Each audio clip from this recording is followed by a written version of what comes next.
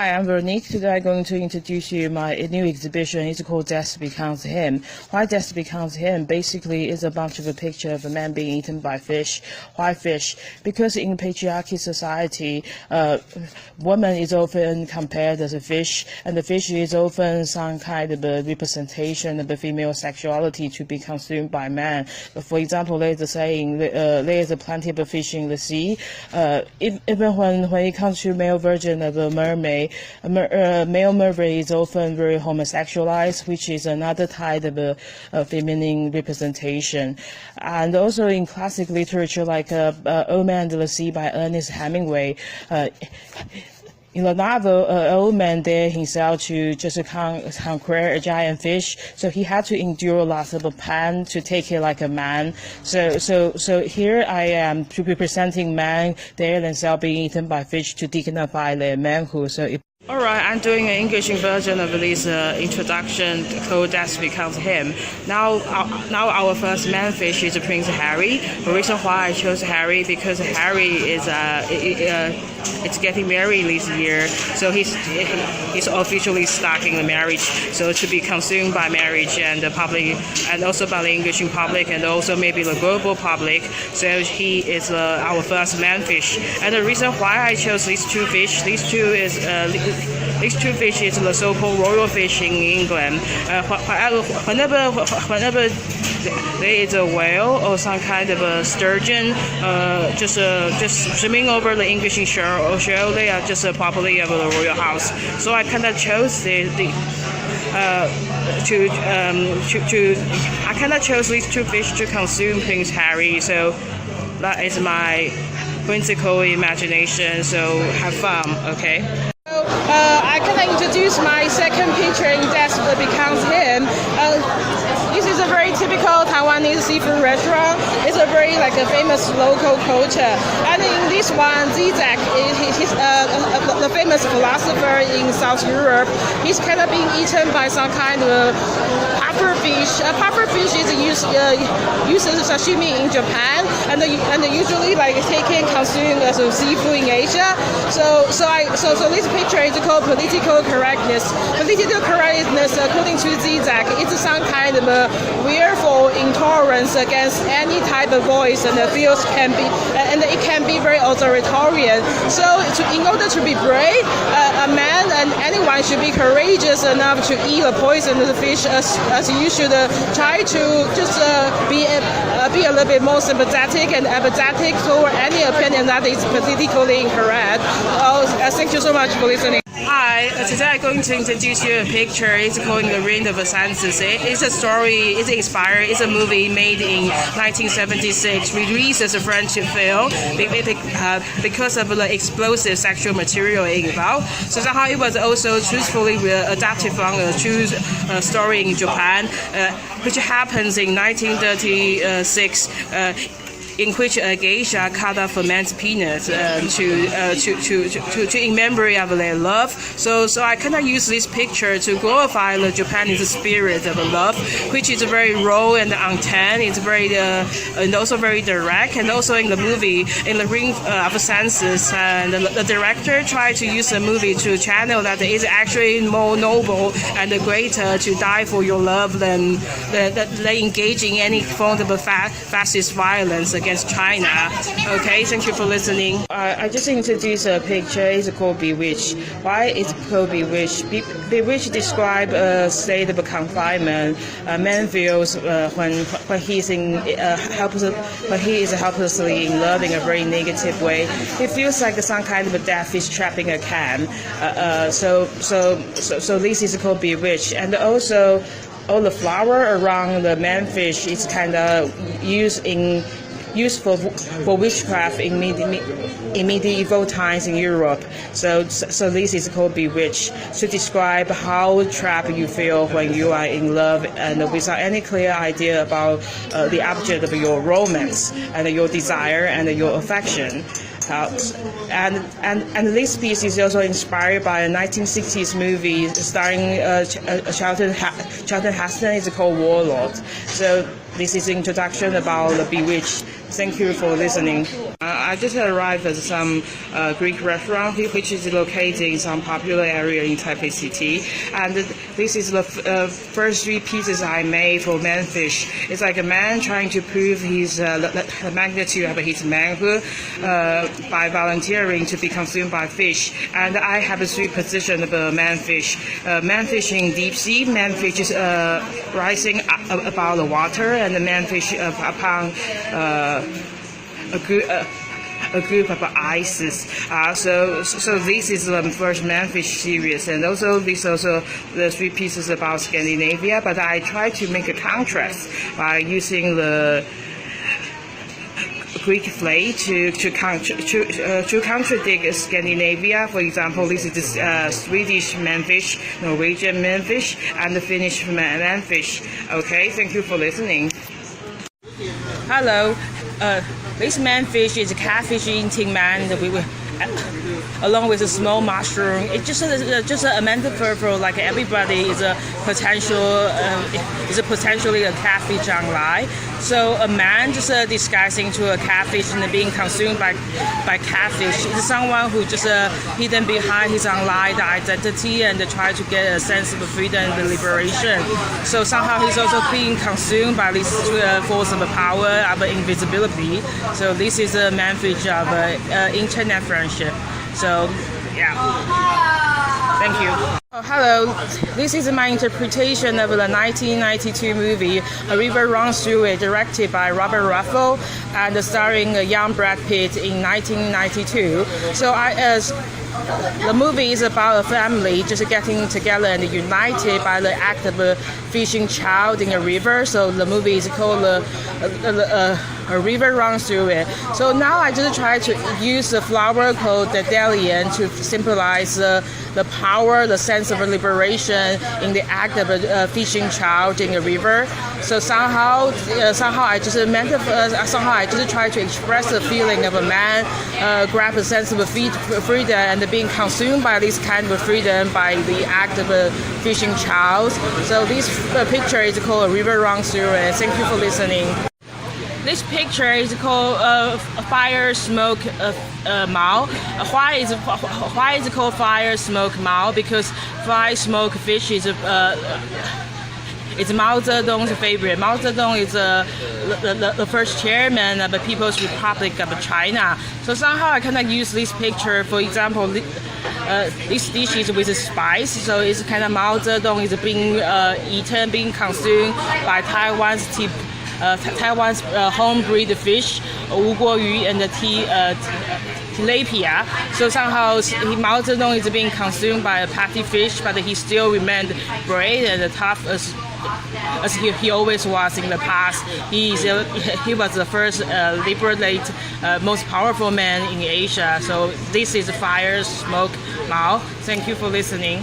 Hello, today I'm going to introduce you a manfish that is Alan Watts. Alan Watts is the first Westerner who actually just popularized Zen in a very populist way to the English speakers. So now we are in a Zen temple, and it's totally styled in the Tang Dynasty type of a building. So it also looks like a Japanese temple, but it's not. It's actually Chinese style, but in a very, very ancient way. And beside Alan Watts, there is English roses and the Asia cups, as you can see over there. So somehow it just represents a cross-cultural product between Westernization and Eastern philosophy. So in a way, the weight of Zen in Death Becomes Him is Alan Watts being consumed by Asia cup, surrounded by English roses. Thank you so much for listening.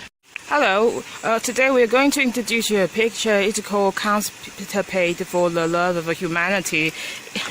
It's somehow some kind of dark humor I try to interpret with my drawing. So it was a news in January 2015 about a guy who spent like 300 pounds to save his precious fish. Some people criticize him that some poor people in the United Kingdom are starving. So how come anyone would spend £300 to save a fish? But some people praise it to say it's some kind of a generous deed of humanity. So I just want to be very humorous in a very dark way. So I say this is the holy fish in the UK because it was constipated for the love of humanity, and I sing in a 10 tempo. So it's a very much expression of love. Thank you. Today, Death Becomes Him, we are going to introduce James Bond manfish. Why James Bond being consumed by octopus? Because octopus is a very common creature that takes place in many spy stories by Ian Fleming. For example, The Word Spectre, it was a movie in 2015. Now, just the word firstly appeared that in 1957 in the novel From Russian with Love. So here I just try to introduce you how the order of villainy and the hero just being reversed in this series. So you can see 007 is being consumed by octopus. So this is my series for manfish. Thank you for listening. Hello, today we arrived at the Chiang Kai-shek Residential Park, and this piece is a representation of a man being objectified as a flower, being a decoration of a vase. So this beta fish becomes a vase, and now this blonde male becomes some kind of white roses to go with the vase. So this is some kind of a gender reversal. Try to use some sort of aesthetic light to transform male creature. So here we are at the Chiang Kai-shek Residential Park, the rose garden, and this kind of a flower. It's called Kimo, K-I-M-O. Thank you for listening. Hello, today we arrived at the Chiang Kai-shek Residential Park in Taipei City, and this is a rare flower, like a Wong House flower. It's called like a Formosa hayata. And to go with this picture, so this picture basically I try to represent masculinity through the flowers, how it would be. For example, I use the orchid, and orchid in Greek culture, ancient Greek culture means testicle. So I try to use a pair of the testicle to go with a dragonfish vase to represent a very masculine head, like a very masculine male with a big beard. Okay, that is a representation of a flower, representation of a masculinity in the series Death Becomes Him. Thank you. Today we're going to introduce you a picture next to the flower called Classical Caramel, and I try to represent the image of a male blonde beauty with a sunflower and a goldfish next to the very cute flower, the very lovely flower called Classical Caramel.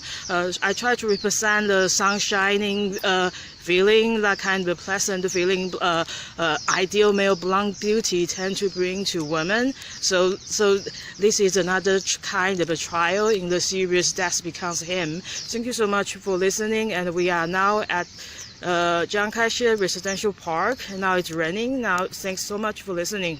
So in today's Death Becomes Him, we're going to introduce Peter Roy Fish. Peter Roy is a character actor in early Hollywood, especially in 1930s. And Peter Roy was the first actor who played a serial killer in Friesland's movie, a German movie, M. And he's also in all kinds of Hollywood movies due to his distinctive look. He has some kind of pop-up fish eyes. So he kind of plays all kinds of eccentric characters or perverts. So I'm going to introduce Peter Rowe to be introduced by clownfish because he was like a clownfish shuffling into all kinds of films, and he kind of creates some kind of just a mysterious presence like a magic mushroom. And this is a postcard designed by the Peter Rowe Fish. Thank you so much for listening, and this is a landscape in Taiwan. Thank you. Hello, in today's Death Becomes Him, we're going to introduce you the story of Albert Decker, the character actor living in the 1940s in Hollywood, and his most famous work is Dr. Cyclops. It's a sci-fi horror movie in 1940, and this is a symbol of the cosmos, and this is a flock fish that hangs out a small fish. So that Cyclops is about an evil doctor who just manipulate human being by making them into small toys. And so this picture is a metaphor of Dr. Cyclops. And also Albert Dekker himself also died in a very strange way, and he died in 1968 in a hotel out of autoerotic asphyxiation, and he was found by his fiancée, so he literally just choked himself to death by playing some kind of a weird sex game with himself. Thank you so much for listening, Albert Dekker. Okay, today we're going to introduce a fish. It's called lionfish. It was inspired by the 1930s movie called Crusade, directed by CCB DeMille, and Gardenia just symbolize royalty, and this is a lionfish. So this is simply some kind of stylish play, but by turning Richard the Lionheart into some kind of a consumption by fish, and how the image will be. So this is just a stylish play. Thank you so much for listening. Hello, today I'm going to introduce you a picture. It's called affirmative hearing. Affirmative hearing also is this dish, but it's different. It is a different matter. And in Sweden, there is a very smelly canned fish. It's called I don't know how to pronounce it in English, in Swedish, but it is the most bad smelling canned dish in the world. So I also called it the black humor from the Sweden. It's also very affirmative, and also it represents a dark aspect of your life that you must consume and endure the pain, like a man being consumed by the affirmative herring out of a stinking canned fish. Thank you so much for listening. Hello, today we're going to introduce a picture. It's a picture inspired by the 1930s German film, The Blue Angel. It was also Marlene Dietrich's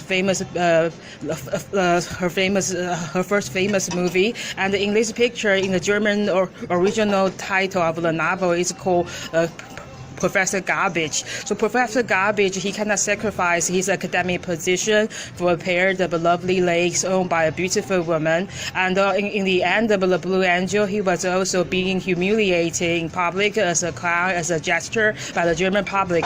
So here I use the image of this kind of a cold fish, and it is also the most popular fish in Germany, is to represent the fact that the professor, the intellectual, is being consumed by the German public. So this is the man-fish version of the Blue Angel. Thank you for listening. Hello, today I'm going to introduce you the logo of the exhibition, The Death Becomes Him. I use the image of an anglerfish, the male anglerfish. It is say in natural geography that a male anglerfish just becomes something like a semen, directly jump into a female body. The female body is like some kind of uterus. So it's how anglerfish fornicate. So in a way, it also represents some kind of a male regression into the female body and the submission to female sexuality, but also it symbolizes some kind of a male fry to be devoured by women. So I kind of use this kind of ambivalent feeling, the kind of a love and hate complex to render the image of a Death Becomes Him. So this is the image of a Death Becomes Him. Thank you. Hello, I use this picture. I just draw this picture to render the musical spirit of Nirvana during the Cold Cabana period, and this is about the song "Heart-Shaped Boxes" in the last album, In Utero. It means that Kurt is being devoured by anglerfish, and it's also some kind of a symbolism in the song "Heart-Shaped Boxes." It kind of represent a feeling that male love and hate of a woman it's somehow he kind of need the woman like a infant, like a baby, like a fetus needing its womb. But he also resent the feeling of being trapped in a womb. So I kind of use this image to represent the mystical spirit of Nirvana. Also the cover that was in the Uterus in Center 2, and also Nevermind. Also just some kind of suggests a kind of a sense of regression in the music. Thank you.